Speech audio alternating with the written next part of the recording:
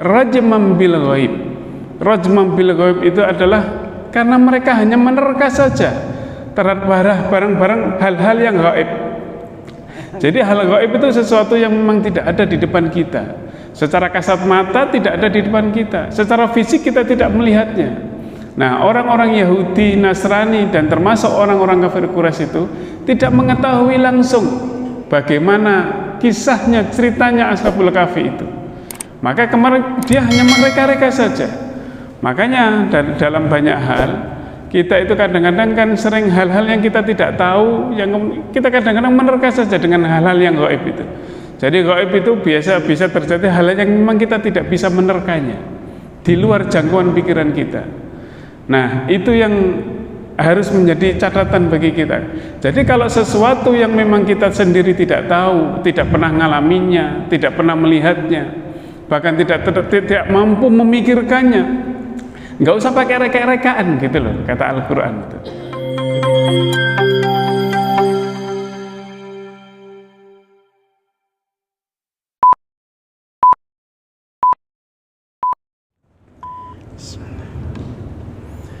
Assalamualaikum warahmatullahi wabarakatuh.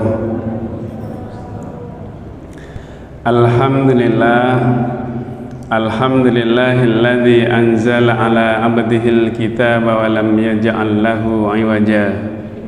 Asyhadu an la ilaha illallah wahdahu la syarikalah wa asyhadu anna Muhammadan abduhu wa rasuluh la nabiyya ba'dah.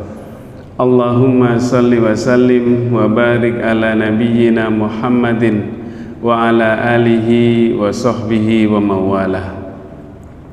Qala Allah ta'ala fi kitabihil karim, a'udzu billahi minasy syaithanir rajim.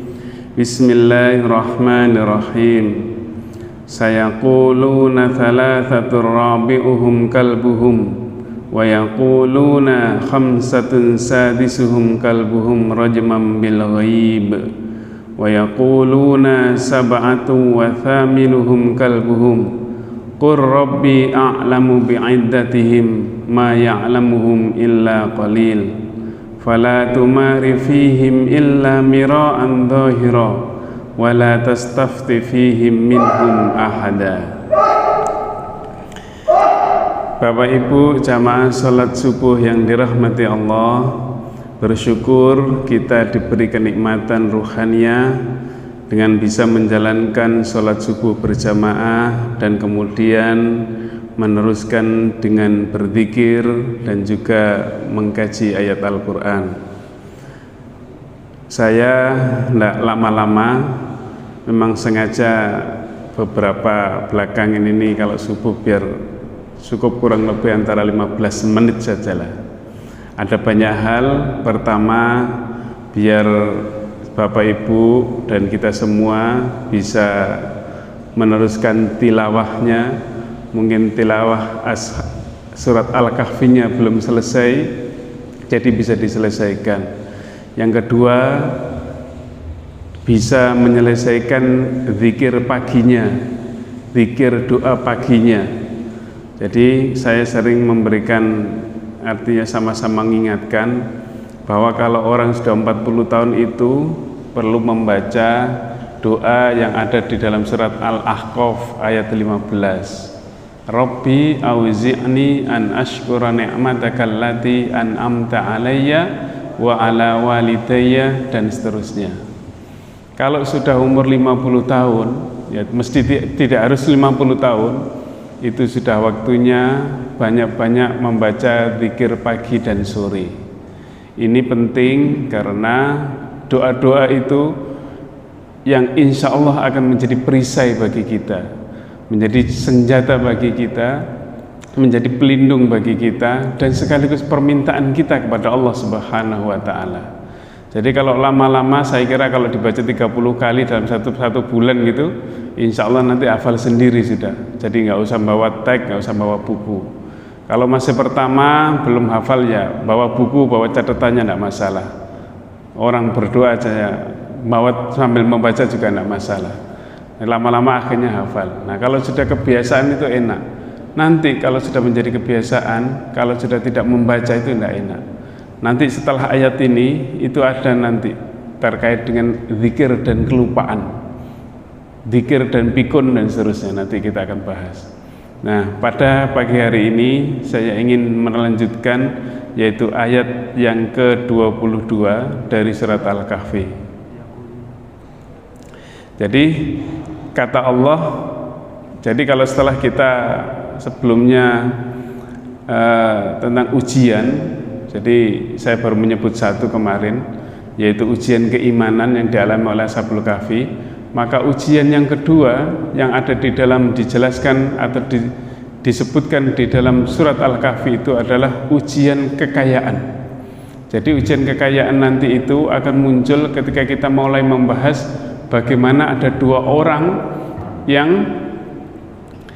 bercengkrama, satunya punya ladang yang luar biasa, makmur, tumbuh-tumbuhan, buah-buahan, lalu punya pengikut yang banyak. Yang satunya diberi ujian ketidakpunyaan, ujian kemiskinan. Nah, satunya begitu. Nah, itulah nanti akan kita masuk ujian kekayaan, ujian harta benda. Itu yang kedua. Yang ketiga adalah ujian ilmu, fitnah ilmu. Fitnah ilmu itu muncul ketika nanti kisah antara Nabi Musa dengan Nabi Khidir. Al-Quran tidak pernah menyebut nama Khidir, tidak pernah, tetapi sejarah yang kemudian menyebut Nabi Khidir itu. Jadi Nabi Musa itu suatu saat merasa pinter, sudah merasa bahwa dirinya itu sudah paling pinter waktu itu. Lalu kemudian Allah tahu itu, wahai Musa, coba kamu jalan ke sana, ke pinggir laut sana, berjalan terus, lalu kemudian di mana tempatnya ya Allah? Nanti bawalah ikan di dalam keranjangmu itu. Nanti kalau ikan itu sudah meloncat dari itu, maka disitulah tempatnya. Maka diajaklah satu temannya, satu pembantunya untuk datang. Maka disitulah kemudian ketemu Nabi Khidir. Itu adalah ujian ilmu yang diturunkan Allah kepada manusia. Dan yang terakhir ujian kekuasaan yang dimiliki oleh Dzulqarnain. Nah, itu yang 4 ujian itu nanti yang akan kita bahas satu persatu. Nah yang sekarang kita masuk ke ayat 22. Ayat 22 ini menjelaskan sayaquluna thalathatur rabi'uhum kalbuhum. Jadi nanti jadi ini kisahnya Rasulullah bersama orang-orang ahlul kitab, bersama orang-orang Yahudi dan orang Nasrani, termasuk di dalamnya adalah orang-orang kafir Quraisy. Mereka nanti, kata Allah, akan mengatakan bahwa jumlah Ashabul Kahfi itu adalah 3 dan 4 dengan anjingnya. Tetapi nanti ada yang lain mengatakan wa yaquluna khamsatun sadisuhum kalbuhum rajman bil ghaib. Dan nanti ada di antara mereka itu ada yang mengatakan bahwa jumlah Ashabul Kahfi itu adalah 5, 6 dengan anjingnya. Maka di situ ditambahkan kata-kata pendek tetapi luar biasa sesungguhnya, rajman bil ghaib. Rajman bil ghaib itu adalah karena mereka hanya menerka saja terhadap barang-barang hal-hal yang gaib. Jadi hal gaib itu sesuatu yang memang tidak ada di depan kita. Secara kasat mata tidak ada di depan kita, secara fisik kita tidak melihatnya. Nah, orang-orang Yahudi, Nasrani dan termasuk orang-orang kafir Quraisy itu tidak mengetahui langsung bagaimana kisahnya, ceritanya Ashabul Kahfi itu. Maka kemarin dia hanya mereka-reka saja. Makanya dalam banyak hal kita itu kadang-kadang kan sering hal-hal yang kita tidak tahu, yang kita kadang-kadang menerka saja dengan hal-hal yang gaib itu. Jadi gaib itu bisa terjadi hal yang memang kita tidak bisa menerkanya, di luar jangkauan pikiran kita. Nah, itu yang harus menjadi catatan bagi kita. Jadi kalau sesuatu yang memang kita sendiri tidak tahu, tidak pernah ngalaminya, tidak pernah melihatnya, bahkan tidak mampu memikirkannya, nggak usah pakai reka-rekaan gitu loh, kata Al-Quran itu. Jadi harus ada dasarnya yang kuat. Oh, kalau kita ada Al-Quran mengatakan begitu, ya sudah, itulah Al-Quran yang harus kita percayai, harus kita yakini. Karena itulah adalah firman Allah yang tentu saja kita mengimaninya itu. Nah, selanjutnya di sampingnya mengatakan 6 dengan anjingnya itu, wa yaquluna sab'atun thaminuhum kalbuhum. Tetapi ada juga di antara mereka yang mengatakan bahwa jumlah ashabul kahfi itu adalah 7 dan 8 bersama anjingnya itu. Jadi, dan yang terakhir, Al-Quran tidak pernah memastikan bahwa berapa jumlah ashabul kahfi. Di dalam surat Al-Kahfi tidak pernah menyebutkan. Tetapi para ahli sejarah mengatakan, dan ini yang artinya yang paling banyak diikuti, bahwa ashabul kahfi itu terdiri dari 7 orang dan 1 atau yang ke-8 itu adalah anjingnya. Jadi anjing yang kita tahu kemarin adalah anjing ini hanya mengikuti saja kepada mereka, diusir berkali-kali juga tetap mengikuti saja. Akhirnya ketika sampai di gua, dia justru menjaga para ashabul kahfi yang 7 orang ini.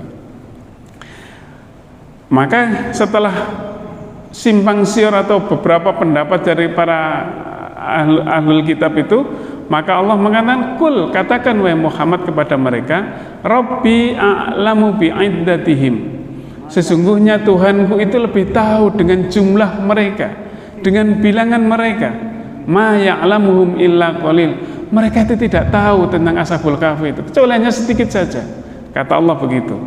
Fala tumari fihim illa mira'an dhahira, maka kamu jangan berdebat tentang ashabul kahfi itu dengan orang-orang ahlul kitab itu. Illa mira'an dhahira, kecuali tentang hal-hal yang sifatnya yang zahir saja, yang kelihatan saja. Makanya di atas tadi ada rajman bil ghaib, terkait terkaan terhadap hal-hal yang gaib yang tidak diketahui oleh banyak manusia, yang tidak diketahui oleh banyak orang. Dan yang kedua adalah di situ ada illa mira'an dhahira, kecuali hal yang kasat mata saja. Wala tastafti fihim minhum ahada, maka sekali-kali kamu jangan minta fatwa, jangan bertanya kepada mereka tentang ashabul kahfi itu kepada seorang pun dari mereka. Jadi ini sesungguhnya ada etika kita ketika kita bertemu dengan orang. Kita ini kadang-kadang, mohon maaf, ini pelajaran dari ayat ini, kita ini seringkali, mohon maaf, kadang-kadang berdebat gak ada habisnya. Satu dasarnya A, satu dasarnya B. A dan B kadang-kadang memang berlawanan dan kemudian tidak bisa dipertemukan. Sementara kita tidak tahu dasar yang C itu tidak tahu. Nah, kalau sudah kayak begini kan ceritanya kan berdebat terus. Maka ini seperti pesan Allah kepada Rasulullah, kamu tidak usah berdebat. Fala tumari fihim illa mira'an dhahira. Kamu jangan terlalu banyak berdebat itu. Sudah tinggalkan saja mereka. Kamu percaya dengan apa yang disampaikan oleh Allah saja. Jadi itu etikanya kita. Karena kita sendiri kadang-kadang berdebat, apalagi kalau sudah masalah fikih dengan sejuta perbedaannya itu, nggak akan selesai. Satu pegang dalil yang satunya, yang dalil yang kedua, yang ketiga dan seterusnya, sama-sama. Jadi nggak akan ketemu. Makanya sekali lagi baca dan kemudian yakini bahwa itu adalah pendapat yang kemudian yang paling kita yakin benarnya. Kalau misalnya kemudian kita berubah, itu biasa. Kalau apalagi masalah fikih. Kalau kemudian oh iya kemarin pendapat saya itu adalah boleh, tapi sekarang ternyata ini tidak boleh, ada dalil yang itu, kita semua yang akan mempertimbangkan sendiri. Jadi sekali lagi intinya itu adalah banyak membaca dan banyak membaca. Tidak ada yang bisa kemudian bisa kita menambah ilmu kita. Tidak ada yang orang bisa kemudian menjadi lebih bijak kecuali dia harus banyak membaca. Nah, inilah yang saya kira yang pelajaran kita tentang dari ayat yang ke-22 ini. Jadi ashabul kahfi setelah ayat ini, maka kita akan baru kemudian diingatkan oleh Allah bagaimana Rasulullah itu agar tidak begitu langsung bisa mengatakan bahwa saya akan menjawabnya. Nah, itu nanti pada ayat berikutnya.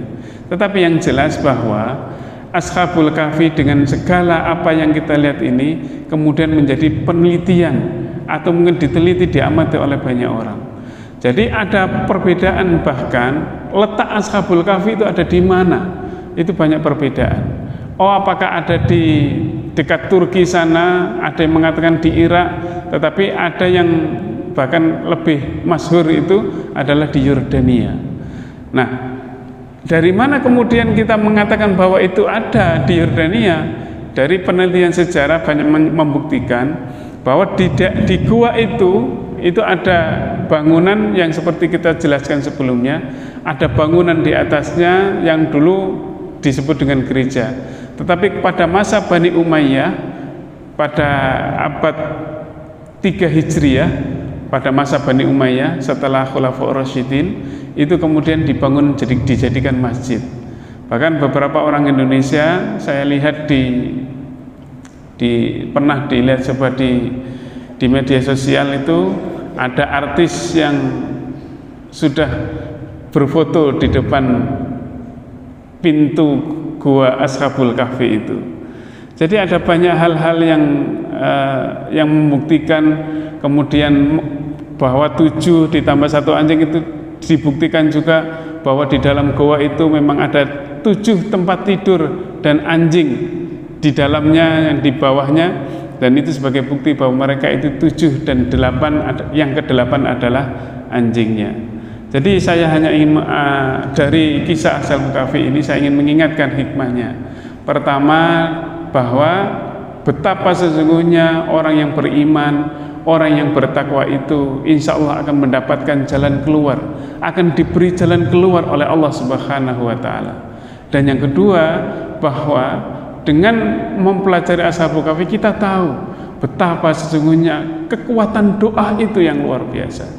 Jadi kalau ketika Ashabul Kahfi itu sudah tidak mampu melakukan apapun, lalu dia kemudian berdoa, Rabbana atina min ladunka rahmah wa hayyi' lana min amrina rasyada, maka itu kan menjadikan kemudian Allah memberikan keajaiban, solusi yang luar biasa.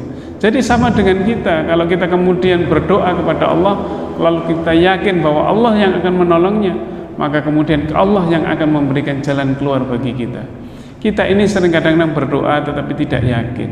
Kita ini kadang-kadang lebih banyak tergantung kepada manusia, kepada orang lain. Jadi kalau kita sudah tergantung mengandalkan orang lain, maka akan dibiarkan oleh Allah. Sudah, kamu minta tolong kepada orang itu aja. Tetapi kalau kita misalnya yakin hanya itu sebagai lantarannya saja, sebagai wasilahnya saja, sebagai jalannya saja, ikhtiar kita saja, maka insya Allah juga akan menolong kita. Jadi 2 hal itu. Pertama adalah Allah akan memberikan solusi kepada orang yang beriman dan bertakwa, dan Allah juga akan mengabulkan doa kita, bahwa Allah pasti mengabulkan doa kita. Itu yang insya Allah menjadi penting bagi kita. Besok insya Allah kita akan membahas hal terkait dengan ungkapan insya Allah. Saya kira sudah sering dijelaskan, tetapi hanya kita ingin mengingatkan kembali saja.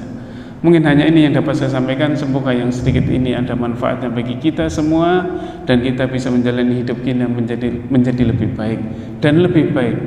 Semoga sekali lagi ada bermanfaat. Dari saya kurang lebihnya mohon maaf dan terima kasih.